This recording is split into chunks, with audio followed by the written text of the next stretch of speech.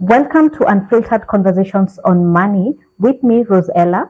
And Mama Bima Kenya. Happy Father's Day.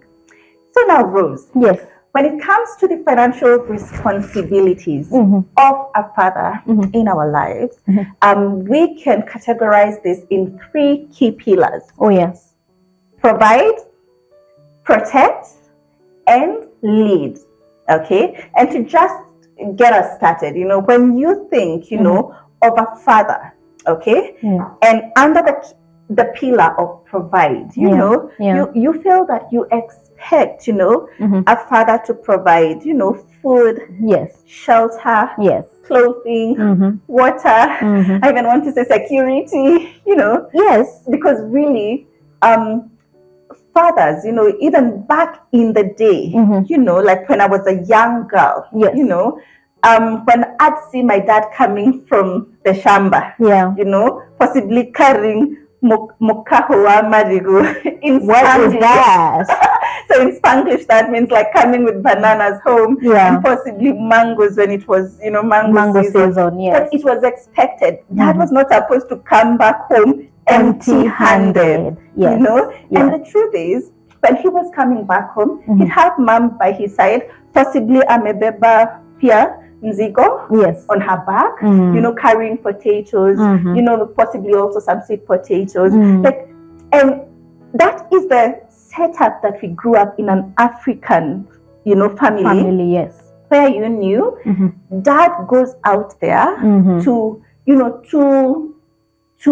hunt, gather, bring back, home. to provide, because so that we can have something to eat that day. Yes. And I love the complementary role that my mom played in all those years, where she was by his side, where she would go when they're going to the farm.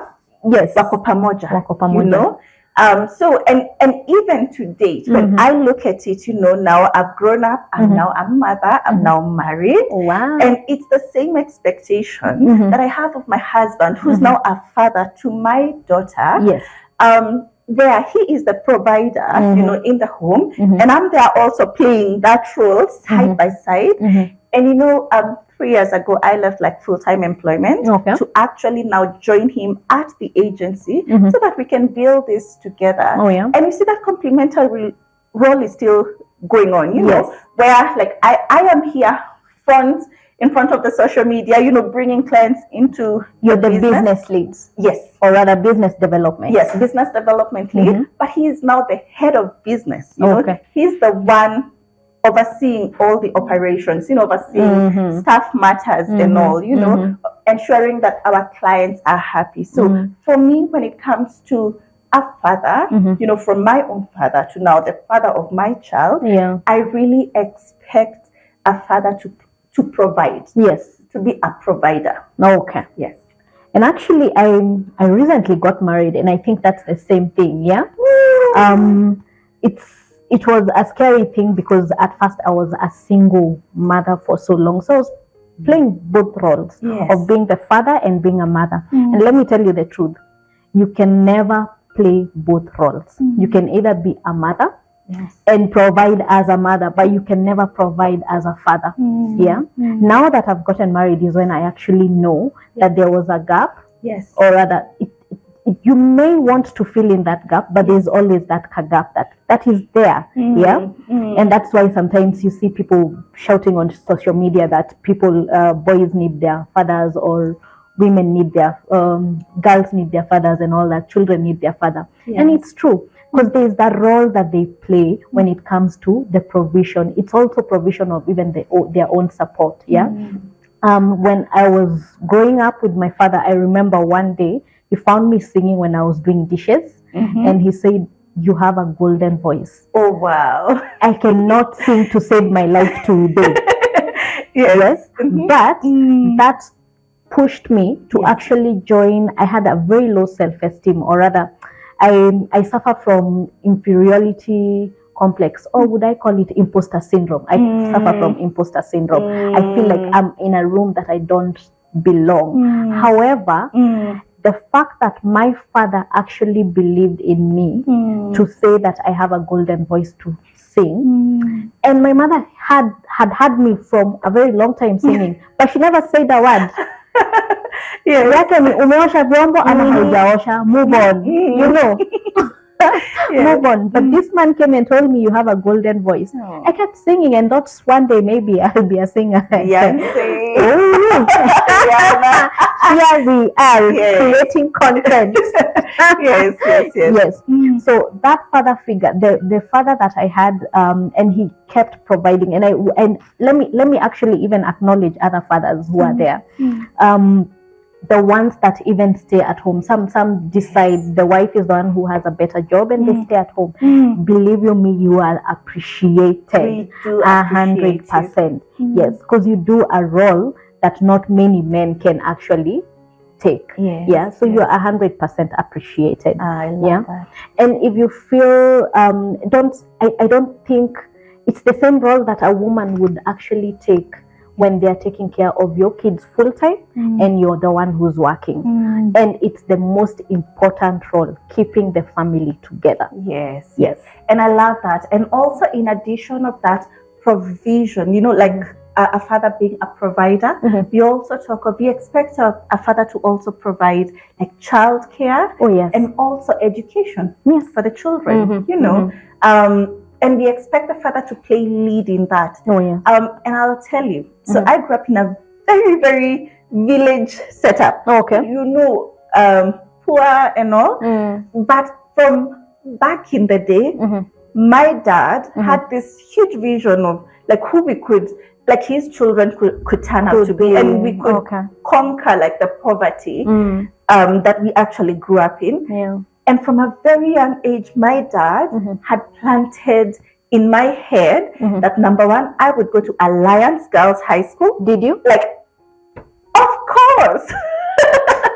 Like, I think in my village I was like the first girl to ever go to Alliance. Oh, wow. And it's because from the word go, my dad had told me I was going, like I would recite it. By the way, before I even joined primary school, I could tell you I'll go to Alliance Girls High School and I would go to Harvard. Oh, wow. So what happened to Harvard? You're yet to get there. I did not get to Harvard, but I went to the University of Nairobi. So, and I'm telling you, it is that. My father, and he went ahead. You see, like when I started off school, of course, the first school like we went to was Kafuruge Primary School, just there in the village. But he was working so hard to ensure that we went to a school in Thika. So he changed us to a school in Thika called Gatumaini Primary School. And I remember even at the village, you know, the way sometimes neighbors will talk, everyone would be like, kwanini Kimara na Nkikuyu, like, mbona Kimara like anasumbua watoto kuwapeleka mbali, like, why is it disturbing children by taking them so far? You know, yet there are schools, you know, locally available. But when I look back, my dad knew that we needed that exposure. Fine, it was maybe very tiring having to walk like 4 kilometers to where we could pick a matatu and travel 17 kilometers from there now to pick a town. But anytime I look back, I'm like, Dad knew. He wanted us to have that, you know, he wanted us to have that exposure. He wanted us to interact, you know, with those like urban kids. You know, he wanted us to learn like good English. So like when I was in campus, nobody, like when I first took my best friend, she's called Sylvia, to home, where I was raised. Do you know she literally cried? Because she couldn't believe that, you know, this girl is from here. Like, this is her home. You get? But Dad, like, you know, rest in peace, you know. But Dad had that dream, you know. He knew where he wanted us to go to. And thanks to that great man, Mr. Kimara, look at it, you know. Look at you now. We turned out so well. Look at so you. Yes, a dad is meant to provide, you know, that education, build that dream in his kids' lives. Let me tell you, I think I relate and resonate with your story because I also come from a very village place. Naromoruya. I think we should we should call ourselves the village girls. there we are. Yes. And he kept saying you have to go. All our schools were everywhere. Yeah, my brothers went to boarding school in class 4. I went to boarding school in class 4. I was the last born. Yeah, so that you can get out of the village mentality. He called it village mentality. Yeah, not so that we don't interact with kids, because you will get complacent. You'll just think that your life is supposed to be around there. So he took us to school far away. I came to school in Nairobi as well for high school. Wow. Yes, Kenya High School. Thank you very much for that, for putting that dream in my head. Yes. And after that, campus was out of the country, so that you can be away from the village mentality. And that exposure is the one that has brought us to this table. And look at that. Look at that. So yeah, fathers play a really, really important role in our lives. Yeah. And especially for girls. And I don't know, this has just made me so emotional. And I'm happy we actually did this episode to appreciate good fathers. Oh yes. Thank you. So tell us, when it comes to the role of protecting, what are we talking about? What we are talking about is actually it starts from home. As a child, when you see your father, most of the time kids say, utachapwa na babangu, nitakusema kwa babangu. I'll report you to my father. My father is that big guy, who will beat you. Does not matter whether the father is short, does not matter whether the father is slim but it's my father who is a protector.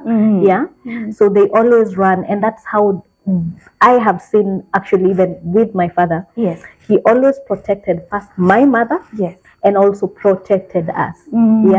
Whether it's financial literacy, in terms of financial, he made sure that we had a home.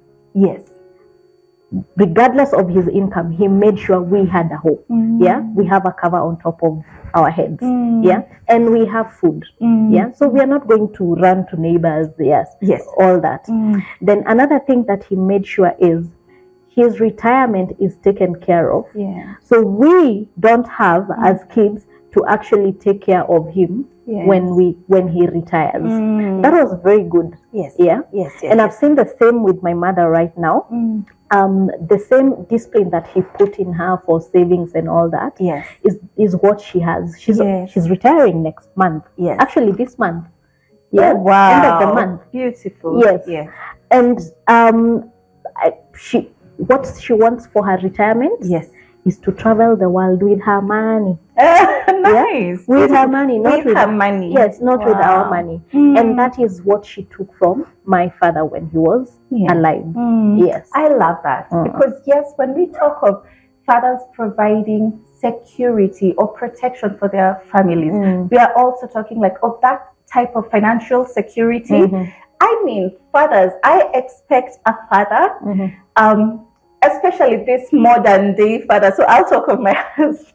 What I really expect of him as being a father to our daughter. I expect him to provide, one, to protect our family by taking up life insurance. I'm fortunate to have a husband who's in the same industry as I.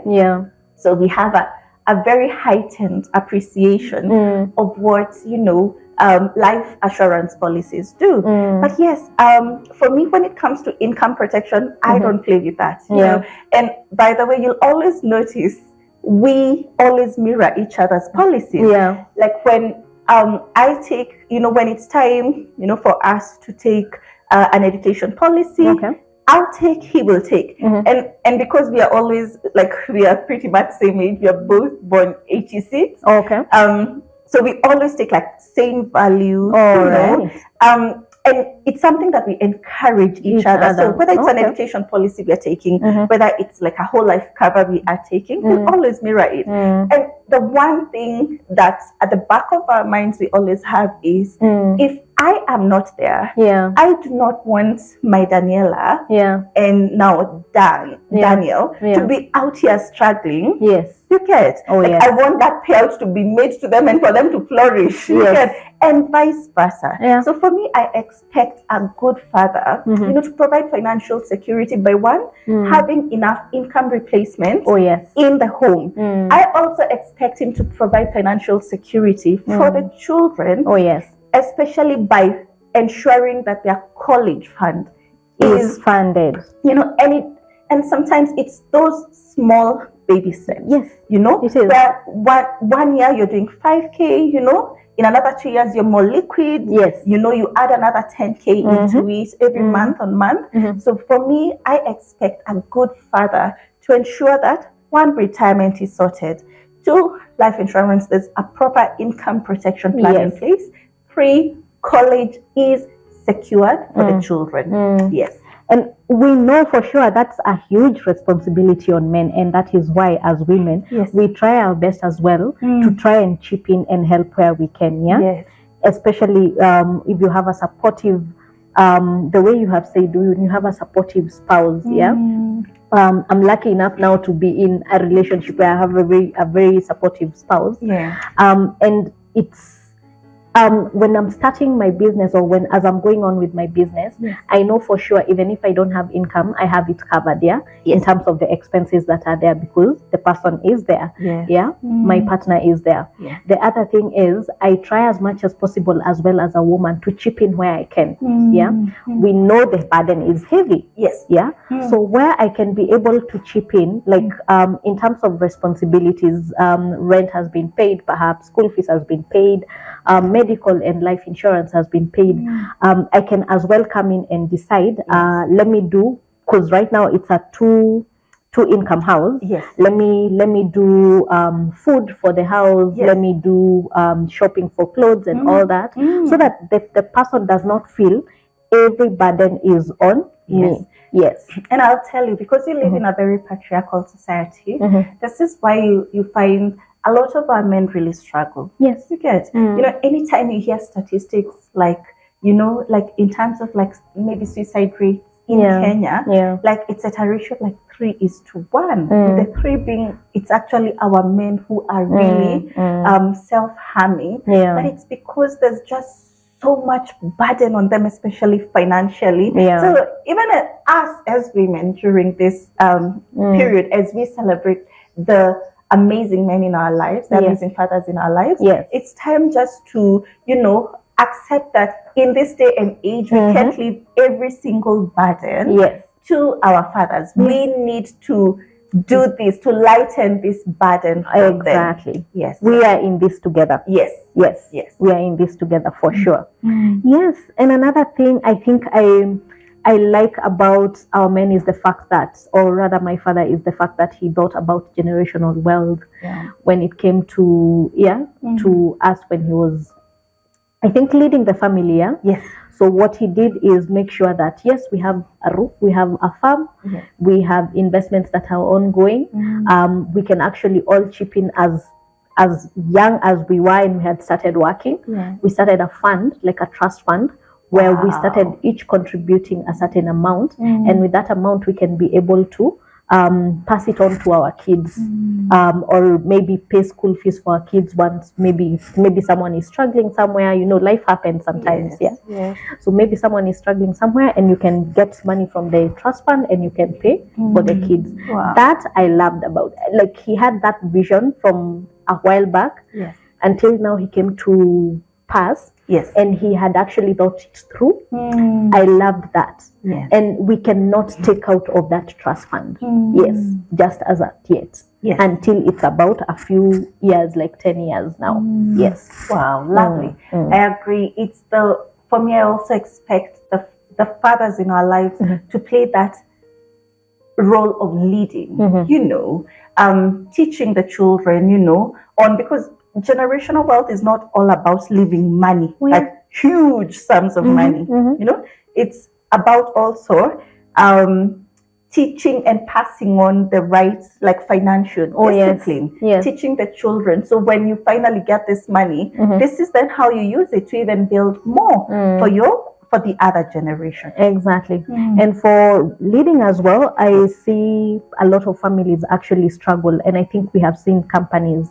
The business was started by the father of the patriarch in the family, then passed it on to maybe sons, and maybe they were not able to grow into the business the way they wanted it. Unfortunately, we don't say that they failed.